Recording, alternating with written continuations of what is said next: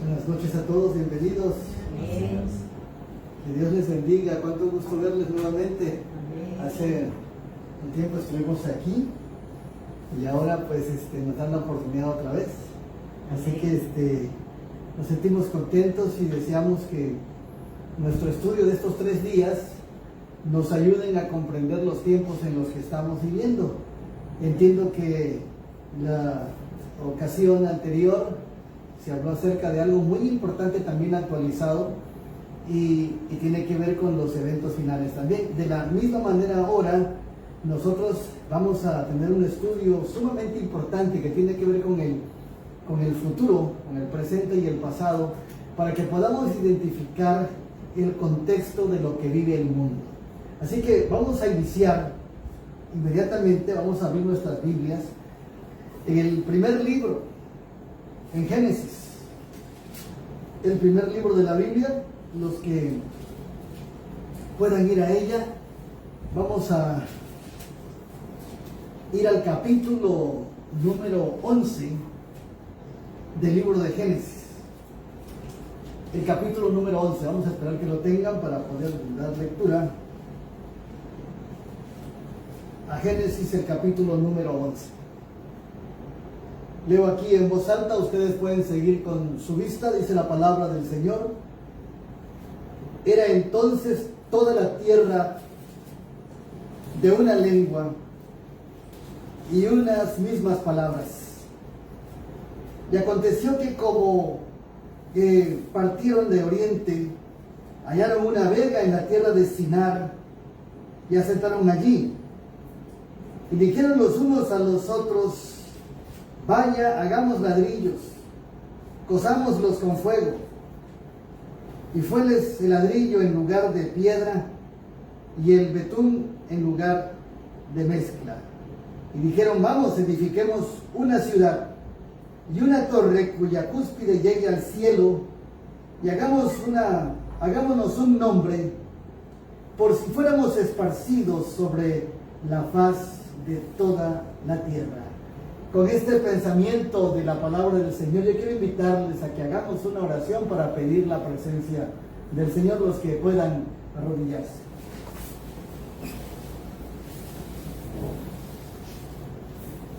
Eterno Dios y Padre nuestro que estás en los cielos, santificado sea tu nombre. Amén. Señor, en esta hora, al iniciar estas conferencias de gran interés e importancia para el tiempo en el que nos ha tocado vivir, pedimos la dirección de tu Espíritu Santo para que abra nuestro entendimiento y que a través de tu santa palabra podamos comprender los tiempos, las épocas en las que nos han tocado vivir, la historia que se describe ahora desde hace casi 6,000 años, y cuál es la propuesta que tienes para el ser humano. Queremos pedir que bendigas a cada uno de tus hijos presentes, a todos los que están conectados también en la plataforma, en esta plataforma, y que juntos podamos, Señor, comprender y saber tu voluntad y recibir tu bendición. Amén. Suple todas las necesidades de tus hijos. Hay algún enfermo, algunas personas con dolencias, preocupaciones o problemas, Señor, tú puedas resolverlo conforme a tu misericordia, sabiduría y por la fe en Cristo Jesús. Amén. Pedimos, Señor, que nos acompañes y te quedes con cada uno de tus hijos aquí. Bendice tu palabra en el nombre del Señor Jesús. Amén. Amén. Bueno, hermanos y amigos, bienvenidos. Nos da mucho gusto verles, y ahora qué mejor encontrarnos cuando nos disponemos a tener un estudio muy importante de la palabra del Señor. En el capítulo 11 del libro de Génesis nos habla acerca de un proyecto de vida, de una etapa que vivió la humanidad posterior al diluvio. Vamos a ir viendo paso a paso qué es o cuáles son las lecciones que tenemos nosotros que aprender de esa época. Nosotros estamos viviendo en un tiempo muy importante, un tiempo muy interesante, donde figuran precisamente muchos desafíos, un descontrol, vamos a hablar mañana más acerca de eso, pero de proyectos de vida.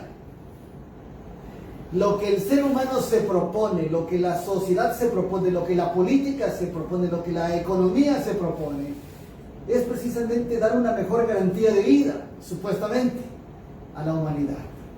Pero al estudiar lo que hemos de estudiar, entenderemos qué pasa con los proyectos actuales, hacia dónde va la humanidad, qué es lo que busca el hombre y qué es lo que realmente Dios quiere para los seres humanos. En el capítulo 11 del libro de Génesis nos habla acerca de cómo era la tierra antes de lo que fue llamada la ciudad y la torre de Babel, donde todos tenían una misma lengua, unas mismas palabras. Y entonces ellos se fueron al oriente y empezaron a edificar algo que hemos de estudiar ahora, que se llama la famosa Torre de Babel. De las ciudades más importantes de la historia de la Biblia, hay muchas, como Jericó, que es una de las más antiguas.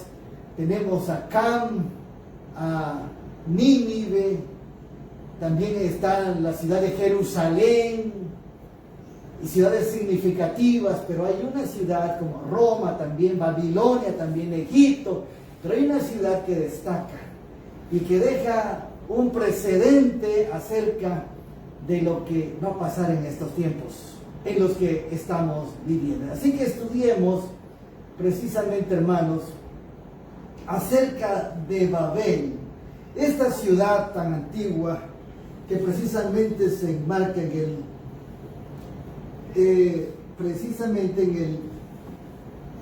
2247 antes de Cristo, es lo que marca Medio. Quizá para otros marque un poquito distinto, pero esta surge después del diluvio. Babel hoy es el tema que estudiaremos.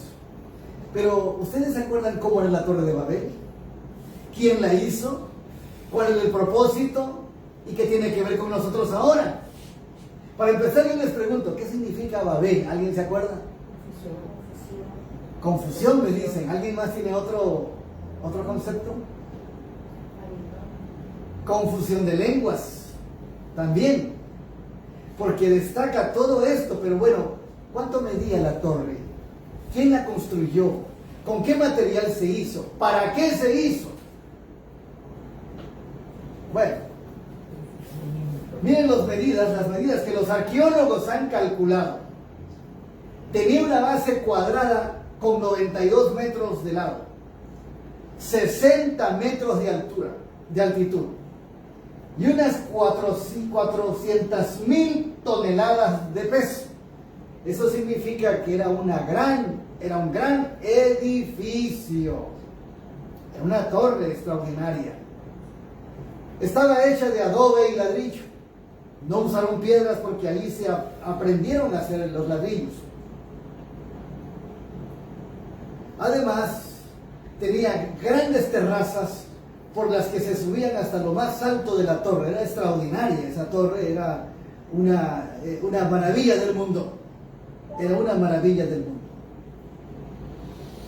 Se dice que la torre fue destruida por los arameos y los sirios y fue reconstruida varias veces por el ideal que contenía la torre, que era de llegar al cielo y hablar con los dioses. Esta misma torre figura o refleja las torres actuales de hoy. ¿Por qué se construyen y de diversas alturas? Aquí están las más altas del mundo. Bueno, aquí figuran las más altas, hay una más alta de todas estas. Pero ¿cuál es el propósito de hacer una ciudad en lo alto? ¿Cuál es la idea que desean los seres humanos? ¿De dónde viene la idea de hacer algo que vaya hacia el cielo? Imaginemos eso. ¿Se acuerdan ustedes de alguien que dijo: subiré a las alturas y me sentaré al lado del norte? ¿Quién fue? ¿Se acuerdan ustedes? Lucifer. Esa misma idea fue implantada en los seres humanos después del pecado. Y así que todavía esa idea existe. Y aquí tenemos las torres, los edificios, los rascacielos así llamados, los más altos. En Taipei está el de 508 metros de altura. En Sitik está el 528 también. Está también en Finlandia el 530 metros de altura. La torre Abrai 601 metros. La Burj-Khalifa 828 metros. Pero la más alta del mundo es la que está en la zona árabe, los países árabes, que mide 1 kilómetro de altura. 1 kilómetro de altura mide esa torre.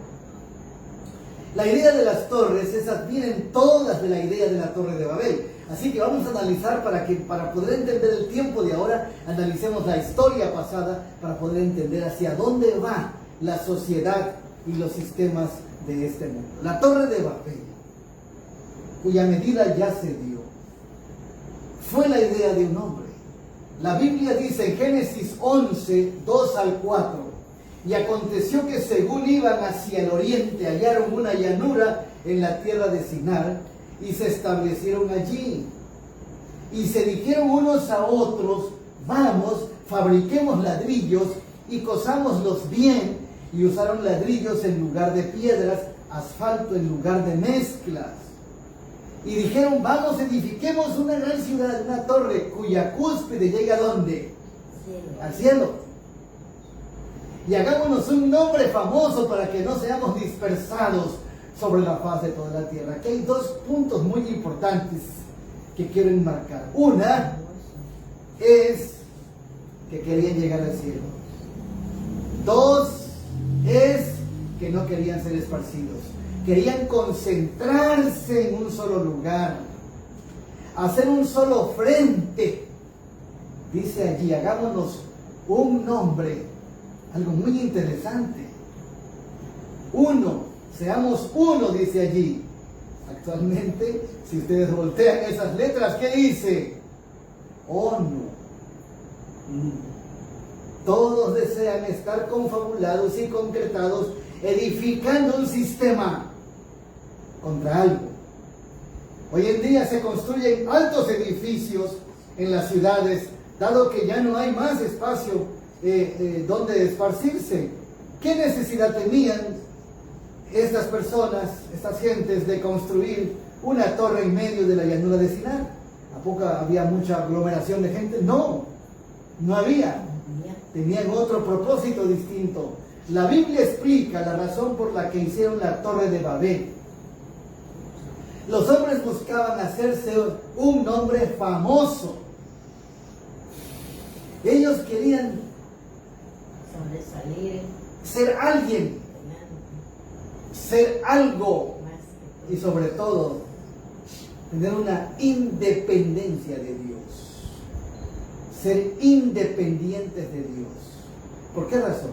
Querían exaltarse a sí mismos, querían llegar hasta los cielos y ser como Dios, porque ese era el propósito de Lucifer. Y eso fue lo que insertó en la mente del hombre, y empezó la lucha terrible.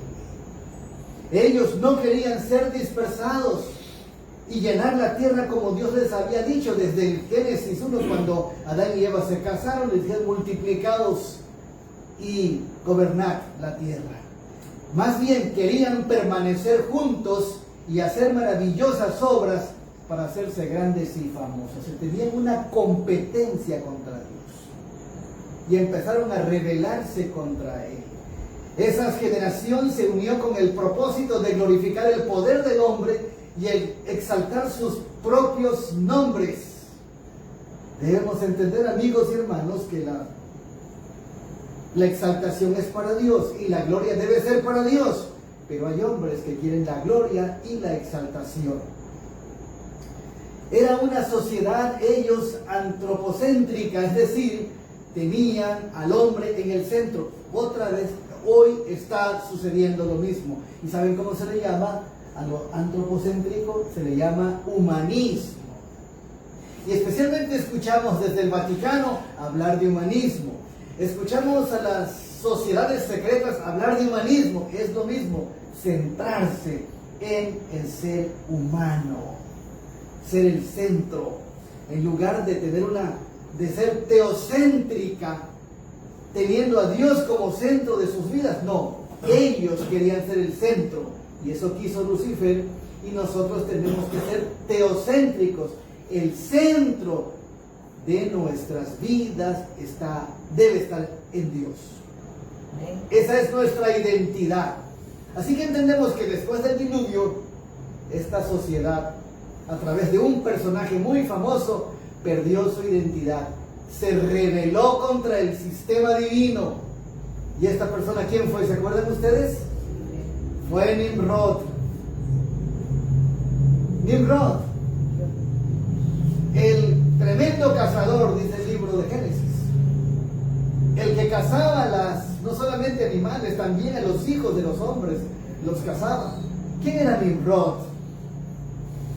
Dice el verso número 9 del capítulo 10. Este fue vigoroso cazador delante de Jehová, por lo cual se dice, así como Nimrod, vigoroso cazador delante de Jehová. ¿Y saben qué significa delante de Jehová? Contra Dios, sobre Dios, rebelde. Nimrod, es atribuida a él la acción de rebelarse, derivado del verbo hebreo marat. Entonces deriva su nombre y significa rebelión. ¿Cuál es el objetivo?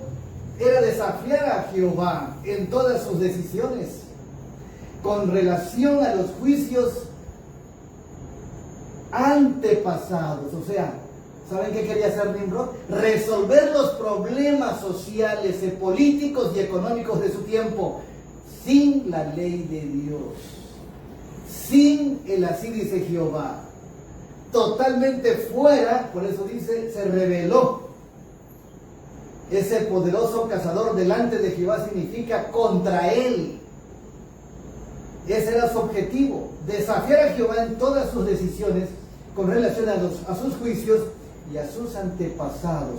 Por eso la Biblia, hermanos, lo califica como un poderoso cazador en oposición a Jehová. En oposición a Jehová. Babel fue una de las ciudades que integraban el amplio reino de Nimrod, porque había como 5 ciudades que él había conquistado, que él había edificado, pero la más famosa fue Babel, la que tiene características y cualidades que nos pueden mostrar lo que pasa ahora. Esta edificación la realizó con la idea de demostrarle a Dios que era poderoso, lo poderoso que él era.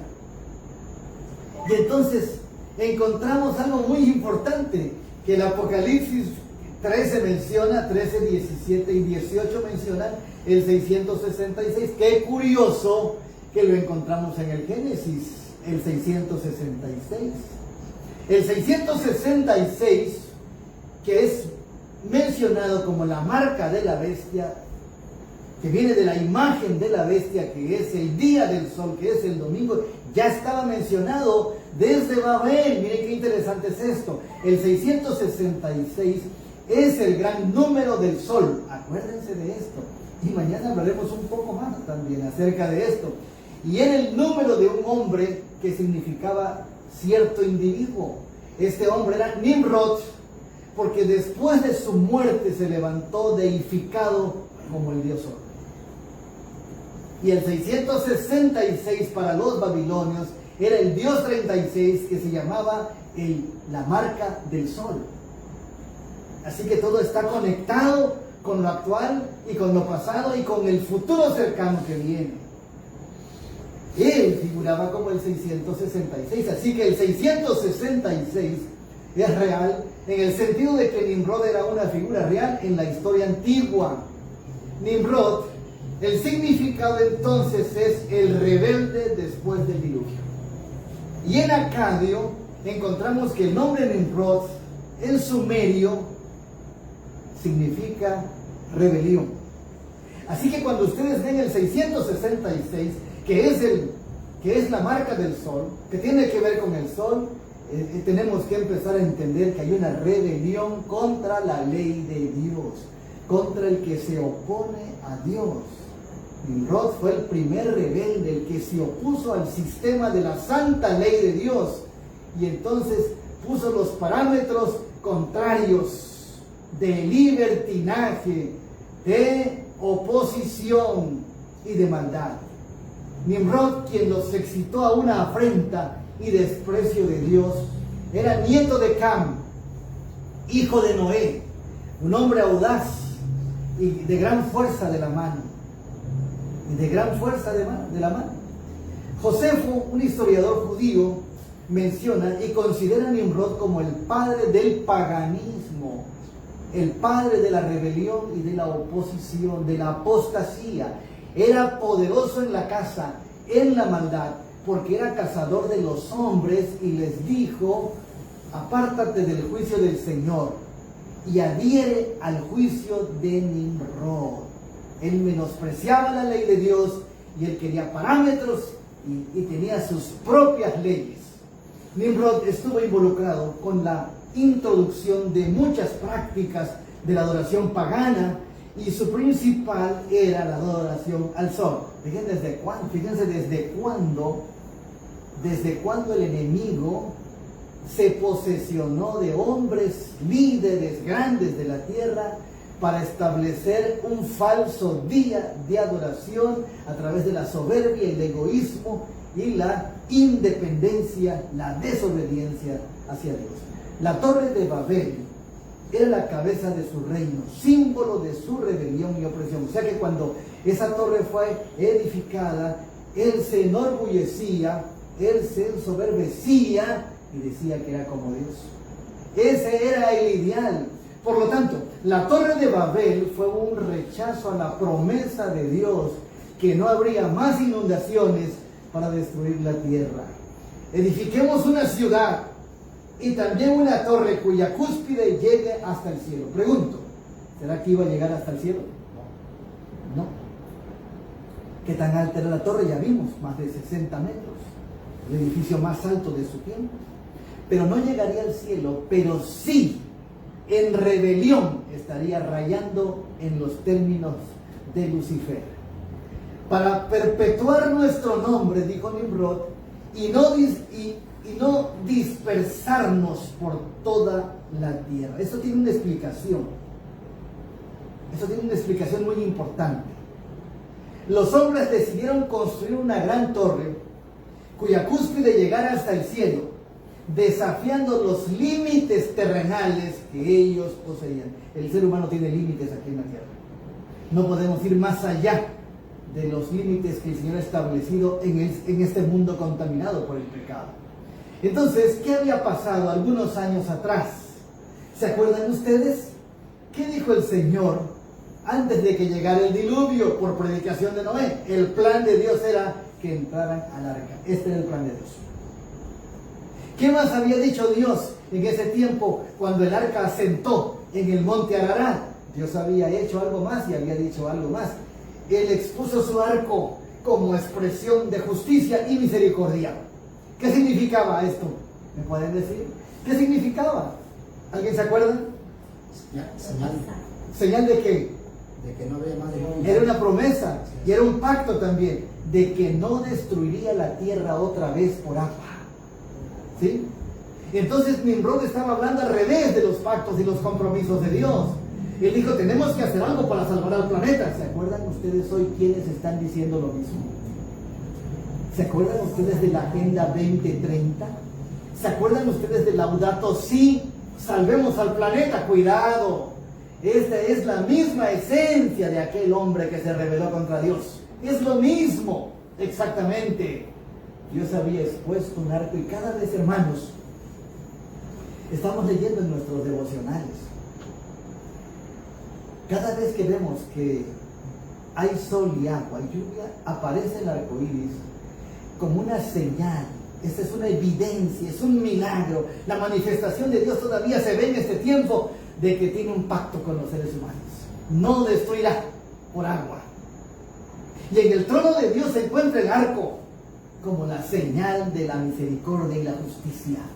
Todos los que nos aferremos a la ley de Dios y estemos cerca del trono, nos acerquemos al trono de la gracia divina, tendremos la promesa de ser salvos. Es muy importante eso. Entonces, el Señor había dicho a los seres humanos, vaya, quédense en las montañas, vivan allá alejados y dispérsense por muchos lugares. Nunca dijo, hagan ciudades. Tampoco dijo, estén allí en las ciudades. Dispérsense, porque a través de los pequeños hogares, que serían un pequeño cielo aquí en la tierra, muchos conocerían que Dios es un Dios de amor. Pero ¿qué pasó? Así deberíamos vivir, por cierto, porque la historia se va a repetir. Durante algún tiempo los descendientes de Noé continuaron habitando en las montañas donde el arca se había detenido. A medida que se multiplicaron, la apostasía no tardó en causar división entre ellos. Y desecharon las restricciones de su ley. Tenían por constante molestia sus enseñanzas, o sea, empezaron a alejarse de Dios, de su consejo, de su palabra, de sus testimonios, de su santa ley. Para lograr su fin, emigraron a la llanura de Sinar, que estaba a orillas del río Éufrates. Emigraron, dice, a la llanura de Sinar, que estaba a orillas del río Éufrates. Todo tiene que ver con el Sinar, acuérdense ustedes, y el río Éufrates, que estaba cerca de Babilonia, de Siria, de los persas también. Eso es algo muy importante, cómo se va moviendo la historia en los lugares que destacan como protagonistas de donde Dios manifestaría su poder y su amor, y también el enemigo atacaría. Entonces dejaron las montañas y decidieron irse al llano, donde dicen que era hermoso, como cuando Lot también decidió irse a las orillas de las ciudades. Decidieron construir allí una ciudad y en ella una torre de tan estupenda altura que fuera la maravilla del mundo, y así fue. Efectivamente. Quedó como una maravilla. Quedó como una maravilla, aunque ya no existe. Fue destruida. Estas empresas fueron ideadas para impedir que la gente se esparciera en las colonias. Miren cómo están las ciudades hoy. Ustedes pueden saber cómo están las ciudades. Ciudad pequeña, ciudad grande, igual de maldad, igual de rebelión. ¿Dónde? Díganme una ciudad ustedes donde figure la santa ley de Dios. Díganme una ciudad donde se establezca un estandarte de la verdad presente, alzando la santa ley de Dios. Quiero decirles algo muy interesante. No sé si aquí en esta ciudad pequeña, como en otras ciudades de Estados Unidos, y en otras ciudades del mundo, hasta colocan los 10 mandamientos en una plaza. ¿Han visto eso ustedes? Sí. Colocan los 10 mandamientos en una plaza. Pero ¿de qué sirve que los coloquen allí si en las leyes, aún en las mismas denominaciones, se pisotea la ley de Dios? En las ciudades. Así que decidieron emigrar, como está pasando hoy en el mundo. Todos quieren ir a Estados Unidos. Todos se van a las ciudades para las universidades, por el trabajo, las mejores garantías, las fábricas, las empacadoras le llaman. Todo el mundo se va a la frontera porque hay más dinero. Pero en esos lugares hay más perdición, hay más promiscuidad, hay más rebelión, y no se puede guardar los mandamientos de Dios o cuesta demasiado. Por eso Dios sacó a Israel de Egipto, para darle su ley allá en el desierto, no en la ciudad.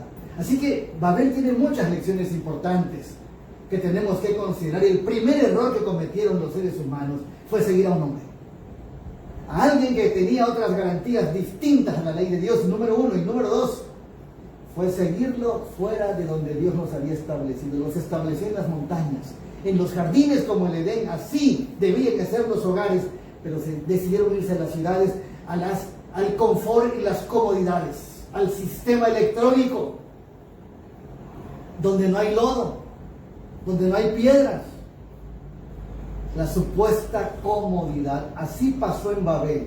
Dios había mandado a los hombres que se diseminaran por toda la tierra, que la poblaran y que se enseñorearan de ella, la administraran bien. No mandó a hacer ciudades, pero estos constructores, dirigidos por Nimrod de la Torre de Babel, decidieron mantener su comunidad unida en un solo pueblo. ¿Es buena la unidad? Claro que sí. El capítulo 17 de Juan nos habla de la oración de Cristo Jesús, de nuestro Señor, que dice que estemos unidos. Pero también el diablo une a su gente. También el enemigo promueve unidad, pero contra Dios.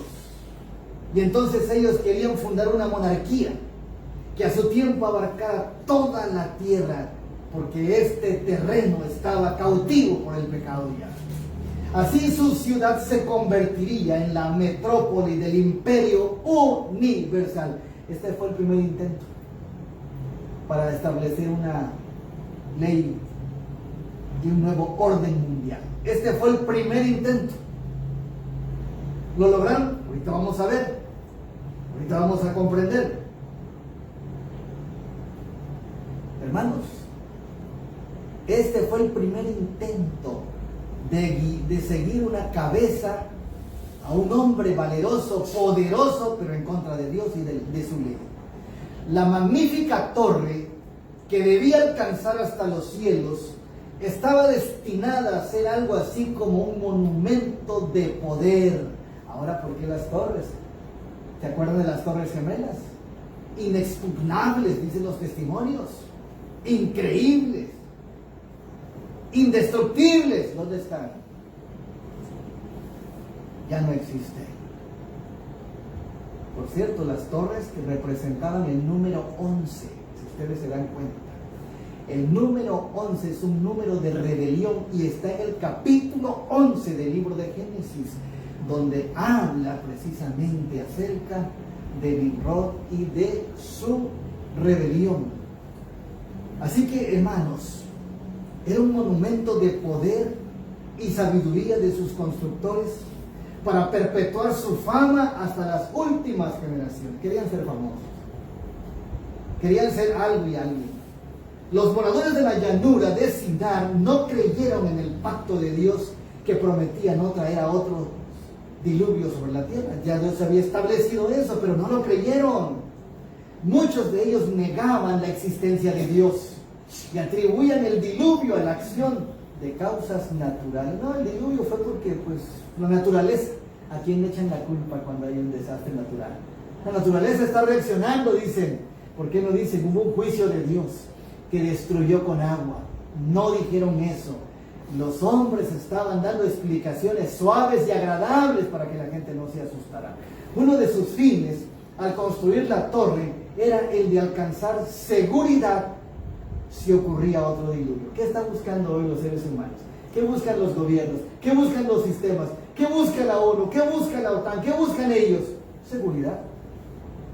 Ustedes deben recordar bien lo que dice el apóstol Pablo en Tesalonicenses, que cuando digan paz y seguridad, ¿qué cosa? Entonces vendrá sobre ellos destrucción de repente.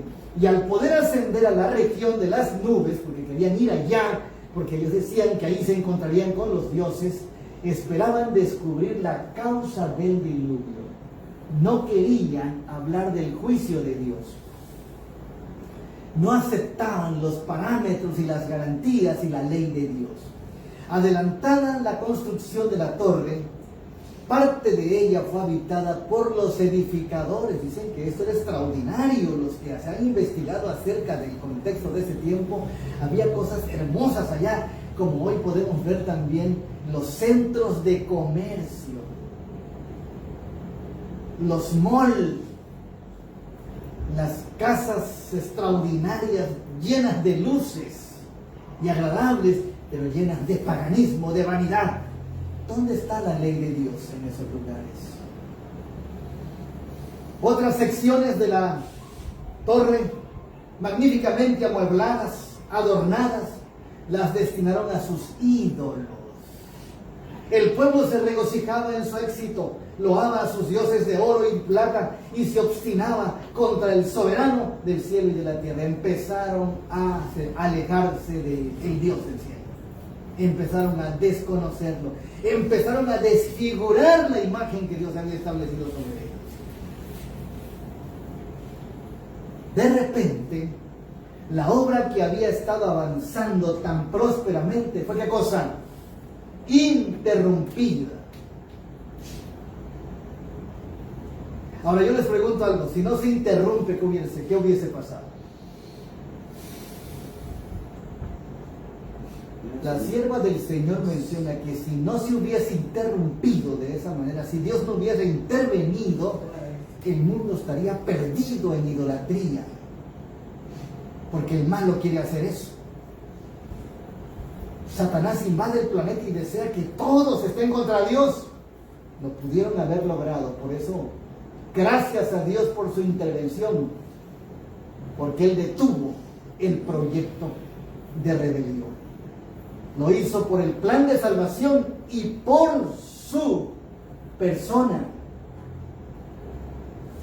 Creyeron que construyendo la torre hasta una altura mucho más elevada que la que habían alcanzado las aguas del diluvio, y al poder ascender a la región de las nubes, esperaban descubrir la causa del diluvio.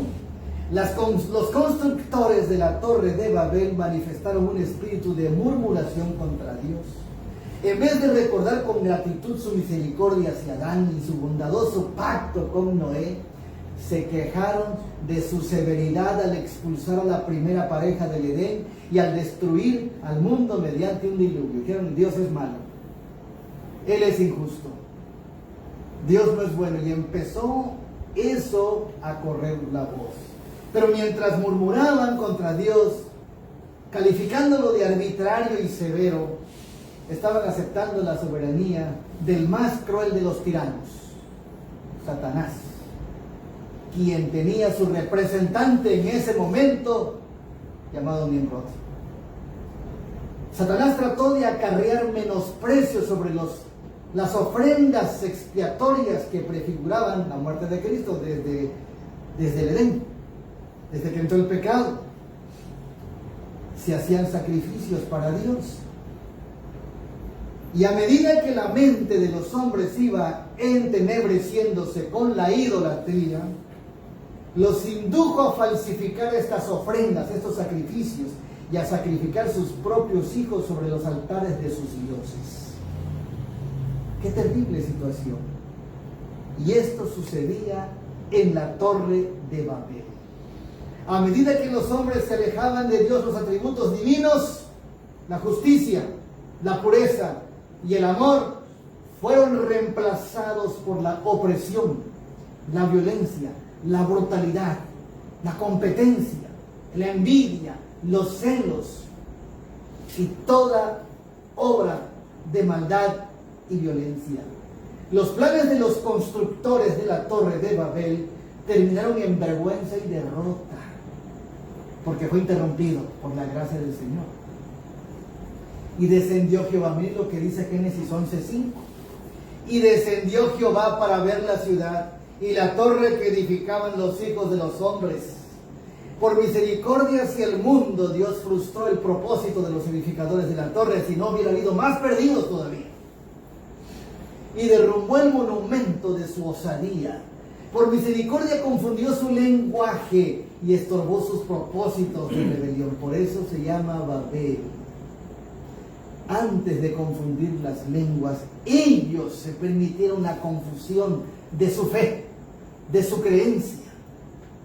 Al principio, como en otras culturas también y ciudades de la Biblia, encontramos que al mismo becerro de oro, ¿cómo le llamaban? Jehová.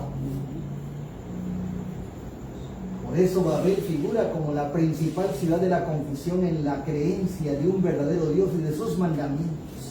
Y con esa confusión el Señor los castigó con confusión de lenguas por la rebelión, pero fueron estorbados en su propósito. La forma de frenar los planes del hombre fue confundirlos Eso es exactamente lo que significa la palabra Babel. Significa confusión. Y de ahí viene Babilonia, de la cual mañana vamos a estudiar acerca de esa nación, que son similares y van de la mano. Actualmente hay un edificio que fue construido como una imagen moderna de la Torre de Babel. ¿Alguien se acuerda cuál es? Hay un edificio en la tierra. Hay varios, pero hay uno, fue el primero, que figura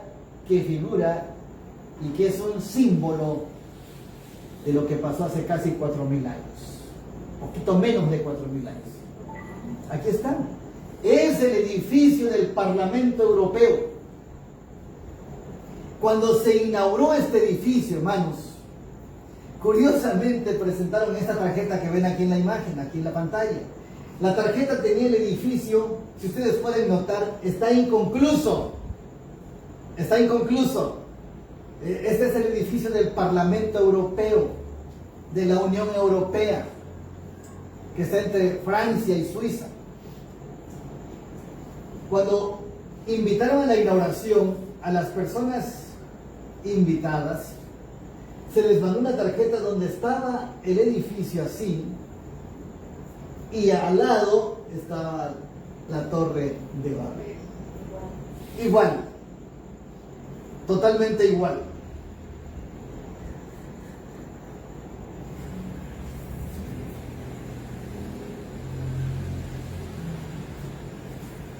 Europa, ese edificio tiene un logo, y la invitación también lo tenía. Europa, muchas lenguas, una voz. Eso pasó en Babel. Y ahora, otra vez Europa se autonombra como el nuevo proyecto para este tiempo.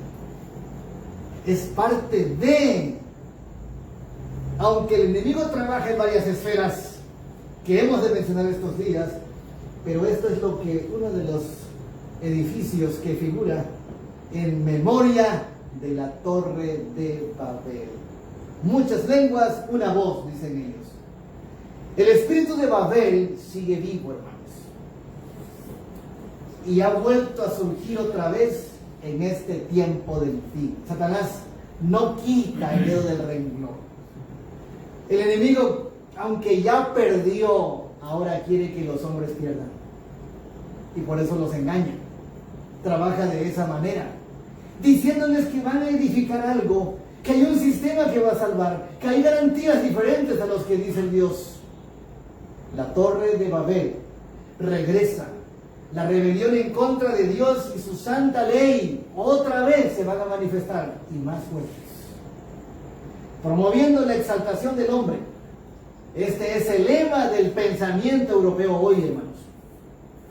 Este es su lema. Ustedes pueden ir allá y pueden ver el desconocimiento de la ley de Dios, de la palabra de Dios, el desconocimiento de la persona de la divinidad. Los hombres siguen hoy el mismo sendero confiado en sí mismos y rechazando precisamente la ley de Dios. Es el principio que Satanás trató de practicar en el cielo. El mismo que siguió Caín al presentar una ofrenda falsa, una ofrenda equivocada. Llegará el momento que a todos le llamarán Dios, dice la sierva de Dios, y que aún en su nombre muchos cuando maten dirán que lo hicieron en el nombre de Dios. Hay constructores de la torre en nuestros días, hay muchos. Están figurando en las sociedades secretas, los que trabajan atrás de los poderes terrenales, los Illuminatis, los masones, los jesuitas, unidas las sociedades secretas y la religión y la política, estarán tratando de hacer esa torre para poder estar en contra de Dios y atraer a toda la humanidad.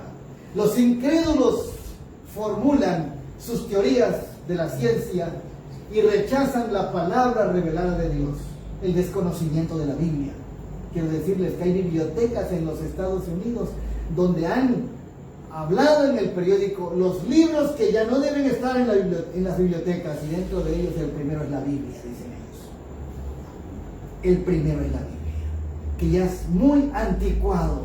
Ese libro que ya nadie lo lee y por eso no están en las bibliotecas de los Estados Unidos. Muchas ciudades manifestaron eso no tiene mucho. En el mundo que profesa ser cristiano, fíjense, ahora vayamos al mundo religioso, al mundo cristiano. Muchos se alejan de las claras enseñanzas de las Sagradas Escrituras y construyen un credo fundado en especulaciones humanas y fábulas agradables. Cuando se llenan de supersticiones, de tradiciones, cuando suplantan la palabra de Dios por palabras de hombre, están construyendo precisamente una torre que esté en contra de la soberanía divina. Y señalan su torre como una manera de subir al cielo. ¿Cuál es la intención entonces? Es subir al cielo. Qué curioso que el plan de Dios para el ser humano es recuperar el Edén perdido y ¿saben qué? Subir al paraíso de Dios. El proyecto de Dios es que lleguemos al cielo. Pero Satanás también dice que va a subir y va a hacer subir a todos los que le sigan, como lo hizo Nimrod en su tiempo. El tiempo de la investigación de Dios ha llegado. El Altísimo descenderá para ver lo que los hijos de los hombres han construido. Así como llegó a Babel, llega también en este tiempo para aquellos que tienen un proyecto de ser igual que Dios. Para aquellos que usan la soberbia, para aquellos que usan el egoísmo, el orgullo y las pasiones humanas, el Señor desciende para ver qué estamos construyendo. Su poder soberano se revelarán las obras del orgullo humano, serán abatidas. Desde los cielos miró Jehová y vio a todos los hijos de los hombres. El Señor se da cuenta de todo lo que está pasando. ¿Saben? Este mundo se está edificando cada día más para una rebelión más abierta, para la última batalla que se llama la de Armagedón, Apocalipsis 16. En otro momento hablamos acerca de eso, pero quiero decirles, hay una convocación de los tres poderes terrenales. El dragón, la bestia y el falso profeta son los edificadores de las torres que van a rebelarse contra Dios, de los seres humanos que aunque no hagan torres, pero sí se rebelan contra Dios. Sí hay mucha soberbia, hay mucho orgullo y desconocimiento, indiferencia de los principios fundamentales y del orden divino. Desde los cielos miró Jehová, vio a todos los hijos de los hombres. Jehová hace nulo el plan de las naciones y frustra las maquinaciones de los pueblos. Viene el nuevo orden mundial. Y la profecía señala en el capítulo 2 del libro de Daniel, que cuando por fin estaba esa esfinge y esas naciones de metales distintos, la estatua de Nabucodonosor, precisamente una piedra cortada sin mano cayó al pie de la estatua y desmenuzó todos los metales de arriba hacia abajo. Ahora lo que estamos viviendo nosotros en estos tiempos tan complicados y desafiantes, cuando vemos que hay proyectos internacionales de sanar a todos, de salvar a todos, de quitar las pobrezas de todos, de unirlos a todos y de controlarlos en un solo edificio, de monopolización del nuevo orden mundial, el Señor intervendrá. Y eso es maravilloso. Jehová hace nulo el plan de las naciones y frustra las maquinaciones de los pueblos. A pesar de que hay injusticias, a pesar de que hay rebeliones, a pesar de que hay muchas cosas que no están bien y que hay mucha corrupción, el Señor está al tanto de la historia para que en su momento de más oscuridad de este planeta, de mayor corrupción, cuando el enemigo destape toda su maldad, el Señor aparecerá para intervenir. Y entonces liberará a su pueblo fiel. El plan de Jehová permanecerá para siempre, porque Él establecerá un reino, dice Daniel 2:44, que jamás será destruido. Y eso es lo que nosotros tenemos que buscar. Los pensamientos de su corazón por todas las gentes, por todas las generaciones, dice Salmos 33, 13 y 14. Hermanos, ¿queremos ir al cielo? ¿Está la Torre de Babel? ¿Queremos ir al cielo? Claro que queremos ir al cielo. Hay una sola manera de subir al cielo, a través de la escalera de Jacob. ¿A quién representa la escalera? A Cristo Jesús. La única manera en que nosotros podamos ascender hasta los lugares más altos es a través de Cristo nuestro Señor y Salvador. Aquel que se hizo hombre, dice Filipenses 2, 5 al 9, y que no estimó el ser igual a Dios, sino que se humanó, se humilló a sí mismo y se hizo obediente hasta la muerte, y la muerte de cruz. Este es el camino que nos llevará hasta la presencia de Dios. Estamos invitados a ir al cielo, a subir a los lugares más altos, pero por el camino correcto. El camino es Cristo Jesús. El camino de la obediencia, el camino de sus mandamientos. Este es el camino de la fe que todo ser humano debe de buscar. Este camino puede ser angosto, como lo dice la Biblia.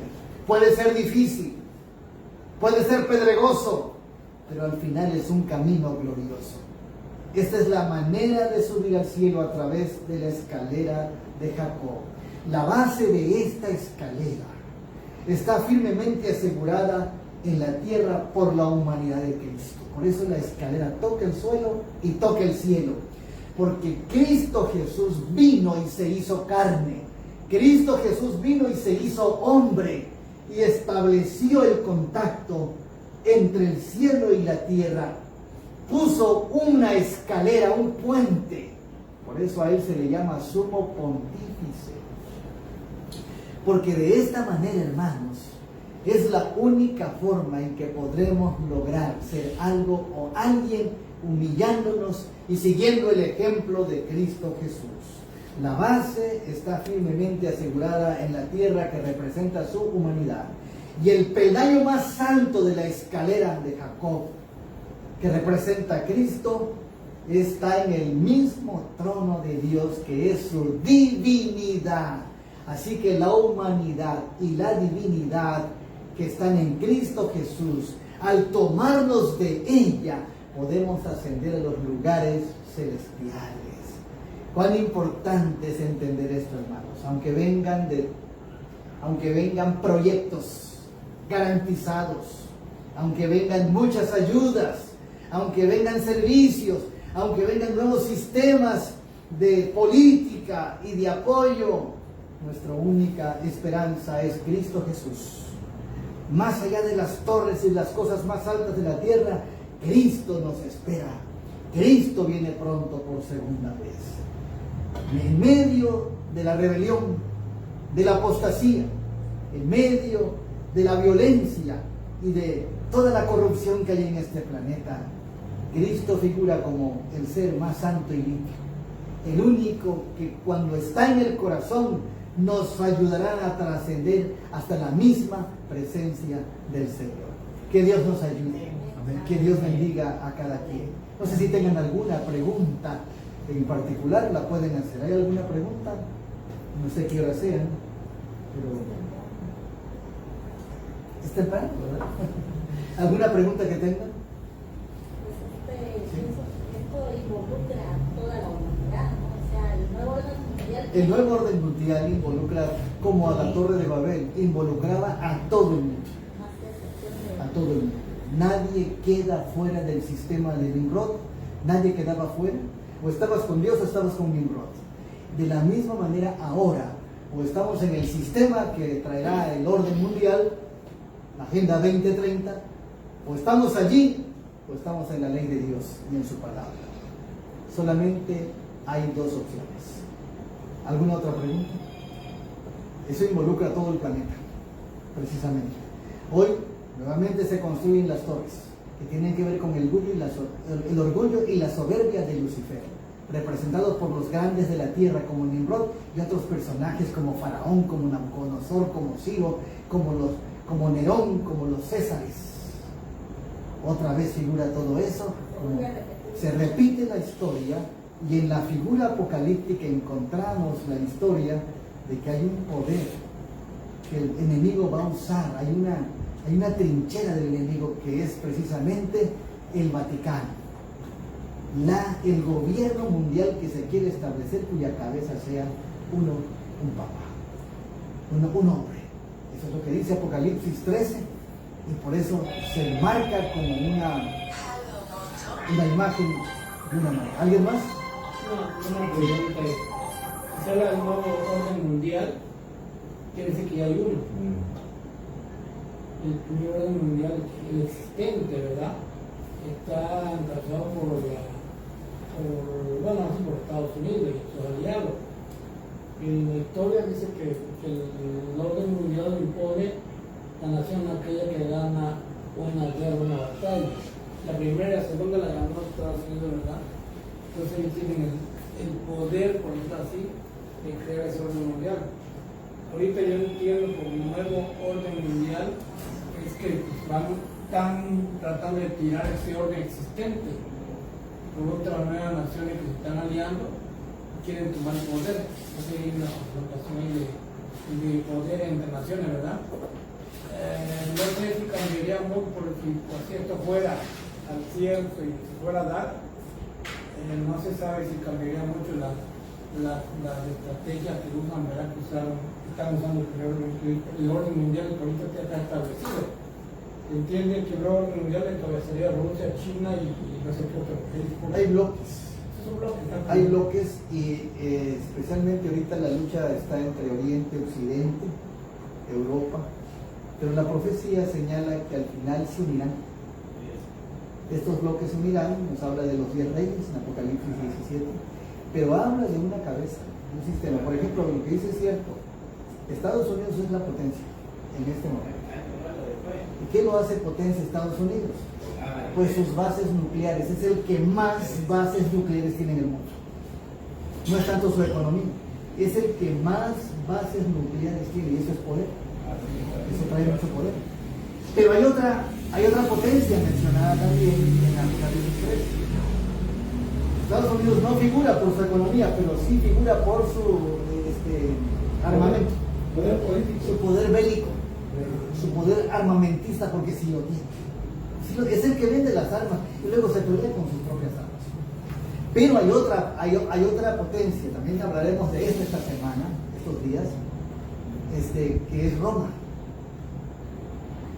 que figura también en Apocalipsis 17 como una potencia grande que recupera su hegemonía que tuvo en la Edad Media y que fue universal, la intenta recuperar nuevamente y se une con Estados Unidos, según Apocalipsis 13. Y entonces establecen un parámetro como lo hizo Nimrod en Babel. Y traen una terrible confusión.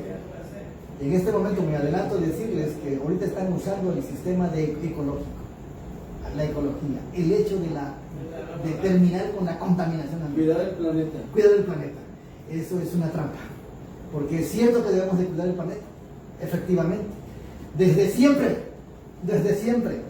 Pero los principales países contaminantes, que son el G7, donde figuran estas naciones, no están haciendo nada para evitar la contaminación. Solamente están diciéndole a las demás naciones: no uses bolsa, no uses aquello, recicla.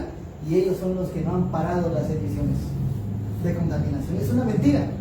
Pero poco a poco iremos entendiendo que aún el Vaticano, como Roma, figura como uno de los bastiones que tiene que ver con el nuevo orden mundial, especialmente con el sistema, con el proyecto de salvar al planeta, con Laudato Si en su encíclica papal, que está en toda la sociedad política, económica, educativa, religiosa, en todos los aspectos está. ¡Qué curioso! Por eso veremos sequías espectaculares. Por eso veremos desastres espectaculares, porque ya se pueden hasta hacer esas cosas para poder provocarle y decirle al mundo, necesitamos unirnos de una u de otra manera. Bien, entonces mañana continuaremos con la segunda parte. Son 3 partes muy importantes. La antigua de hace casi 4.000 años, la siguiente de unos hace 3.000 años, un poquito menos, y la última que está por venir. Así que mañana, no sé a qué hora sería mañana, a la misma hora. A las 7. A las 7 nuevamente, aunque estaremos un poquito antes aquí, por el sábado, pero pues esperamos mañana. Que Dios les bendiga. Vamos a hacer una oración para finalizar, los que puedan arrodillarse para dar gracias a Dios por este estudio. Los que puedan, ¿no? Los que no, así pueden orar. Querido Padre y bendito Dios que estás en los cielos, santificado sea tu nombre. En esta hora tan importante, Señor, que vive el planeta, recordando lo que sucedió hace casi 4.000 años en el monte de Sinar, en el llano de Sinar.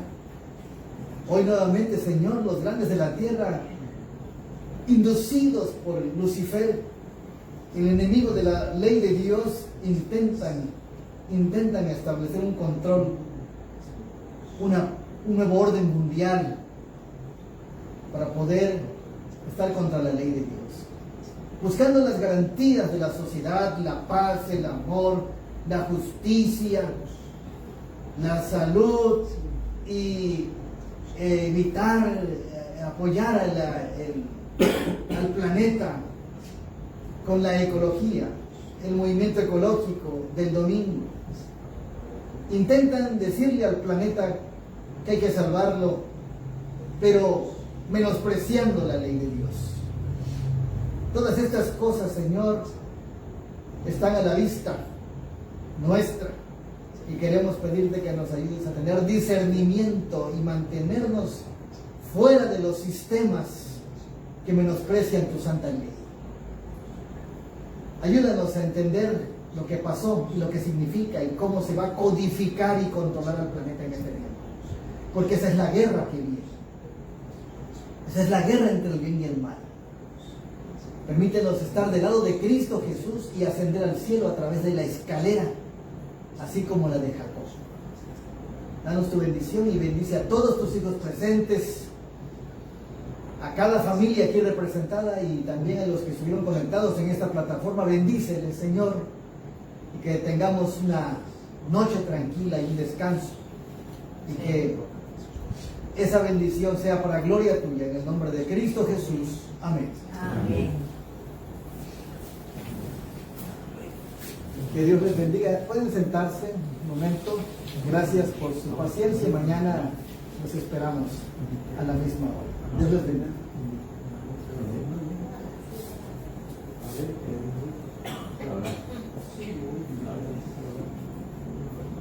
Por Santa María.